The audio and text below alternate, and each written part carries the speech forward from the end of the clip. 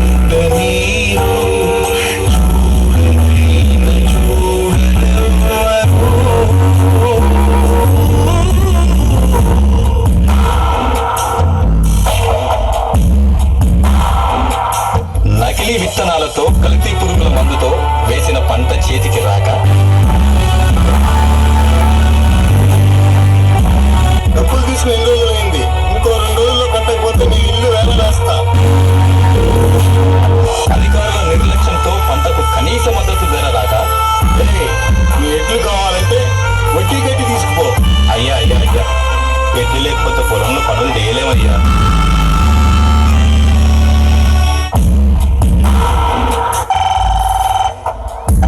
Hello నాన్న, ఎన్నిసార్లు చెప్పాలి నాన్న కాలేజ్ ఫీజు కట్టాలని? త్వరగా పంపి నాన్న.